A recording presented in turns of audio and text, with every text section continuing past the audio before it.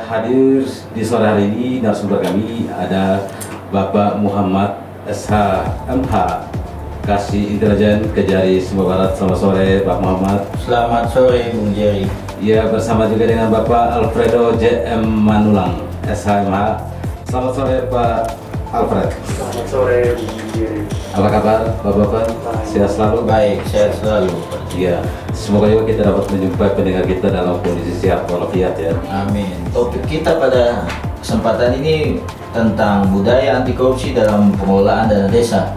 Nah, kita harapkan para pendengar atau para pelaku khususnya dalam mengelola anggaran desa ini dapat memaksimalkan kesempatan ini sebagai bahan dasar mereka untuk mengelola keuangan desa, bagaimana tata kelola keuangan desa itu yang baik dan benar. Nah, dengan adanya sinergitas antara kepala desa, bendahara desa, kemudian kepala dusun ya bersinergi dengan dalam hal ini BPD sebagai badan pemusyawarah desa, nah sebagai mitra dari kepala desa dan perangkat-perangkat desa tersebut dapat bekerja sama demi akan terciptanya pengelolaan keuangan desa yang optimal. Kalau dari sisi aturan, dari sisi Undang-Undang Nomor 6 Tahun 2012 tentang desa, apa saja yang merupakan kewajiban-kewajiban daripada pemerintah desa itu sendiri? Baik, Bung Jerry. Sebelum saya mencoba menjabarkan terkait dengan apa saja kewajiban dari aparatur desa, sebelum kita break tadi ada satu kalimat yang Bung Jerry sampaikan, saya coba mengutip. Bung Jerry bilang bahwa pengetahuan aspek yuridis itu mempengaruhi arah kebijakan di pemerintah desa. Saya sepakat dengan hal itu. Artinya tiap kepala desa, bendahara desa atau sekretaris desa itu memang harus paham aspek yuridis. Nah, oleh karenanya saya mau bilang begini, bahwa dalam ilmu hukum itu kita sering mengenal banyak istilah. Nah, istilah itu biasanya kalau kita orang hukum itu kita bilangnya asas, tapi ada juga yang biasa mengganti dengan ya adagium atau postulat. Oleh karenanya memulai diskusi ini, saya mencoba mengutip suatu adagium, bunyinya bahwa ignorantia juris nocet, artinya ketidaktahuan akan hukum itu berbahaya.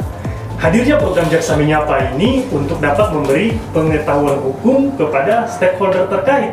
Dalam hal ini adalah kepala desa.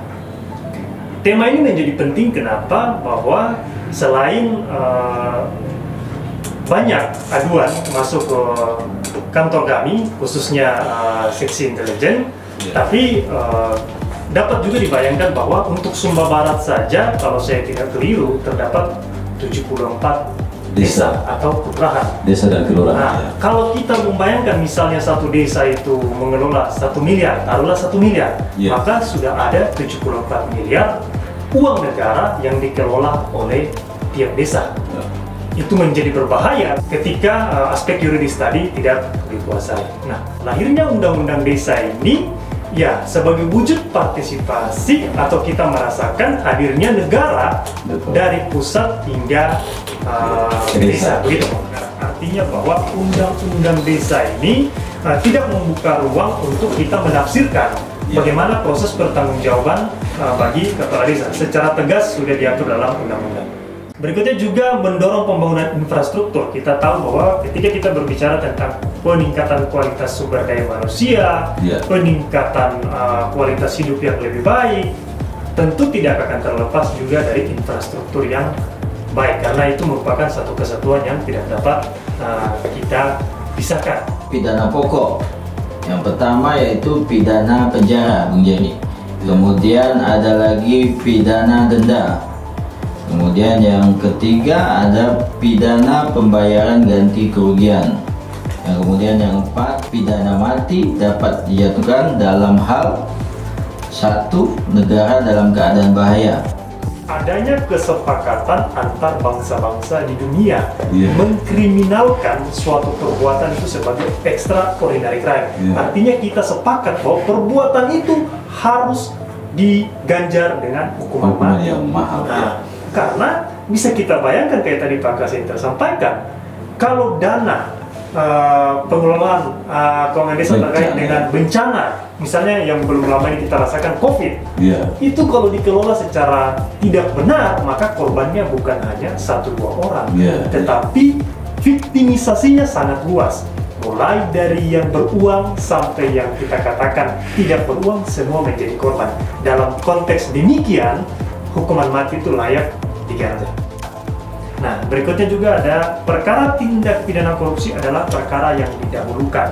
Kita harus tahu bahwa karena ini menyangkut dengan hajat hidup orang banyak, undang-undang mengamanatkan untuk didahulukan perkara tipikor. Kalau pada pengadilan tingkat pertama harus diselesaikan kurun waktu 120 hari. Itu amanat Undang-Undang Nomor 46 Tahun 2009. Mungkin itu yang dapat kita sampaikan Bung Jerry. Dalam hal ini saya undur diri mewakili Kejaksaan Negeri Sumbar Barat. Saya Kepala Seksi Intelijen, kemudian Saudara Alfredo. Mungkin ada tambahan dari Saudara Alfredo?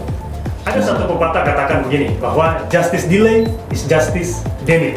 Terlambat memberikan keadilan bagian dari ketidakadilan itu sendiri.